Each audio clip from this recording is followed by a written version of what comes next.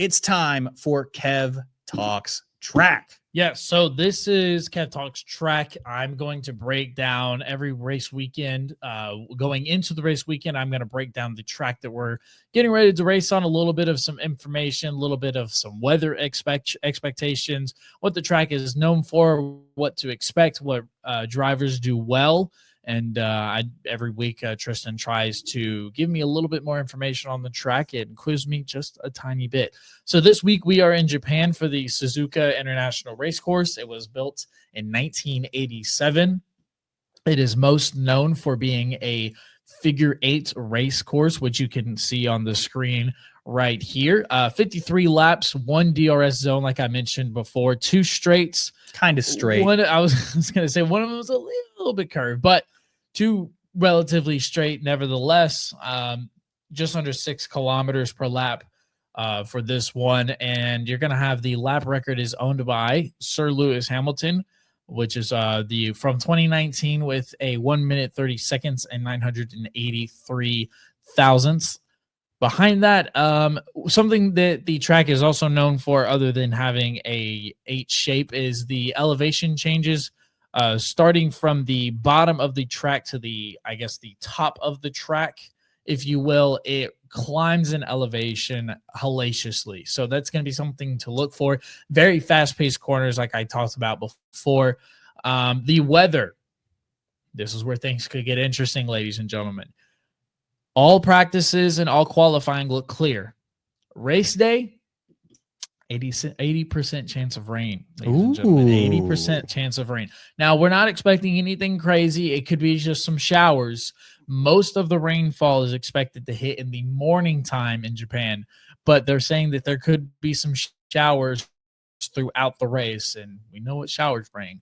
Some pretty crazy. Mayflowers? Well, we're a little bit away from there, but other than that, something else, like I mentioned before, it is a Honda-owned circuit, so Red Bull could very well be a dominant force this weekend, especially with Yuki being a literal certified registered Honda driver. That's kind of his thing, for a while. Lawson's also got a lot of experience here too, doing Formula Japan. So a good weekend for Red Bull, possibly on the heels. Last year, a Red Bull 1-2, Max and Checo locked out the podium and locked out the race win, both in qualifying and in the actual race. So Red Bull, like I said, been dominant for a while. This was also during that time where Max and Checo were firing on all cylinders this time last year, but nevertheless, Red Bull 1-2 last year.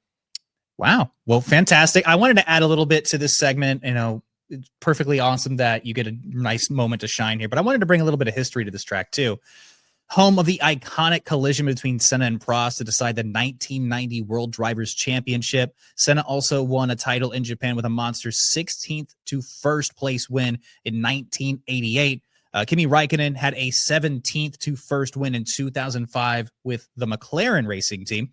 Max winning his 2nd World Drivers' Championship at this circuit in 2022 during a wet and ugly day, winning over 40 minutes of race time by 27 seconds. And then not in Suzuka, in 1976, the title won at the Japanese Grand Prix in Fuji. James Hunt capping off the insane battle with Niki Lauda for the championship that year. You got to see that during the film Rush as well, but another just fantastic moment in F1 history. And also, Fernando Alonso had the infamous overtake over Michael Schumacher at 130R during that not straight that we were mentioning a little bit earlier. A very famous clip. You could probably find it anywhere on social media, where in the post-race they asked him why he made the move when he made the move, going at 200 something plus miles an hour. And he said, I knew he would break because he has a wife and kids at home. So Chad Lonzo, huge moment there. But yeah, Kev Talks Track. Got to round that out with a little bit of history. We got to, add the stakes, how big these weekends are and how big these venues really are too. So fantastic job, Kevin. As always, love to throw a little history in there.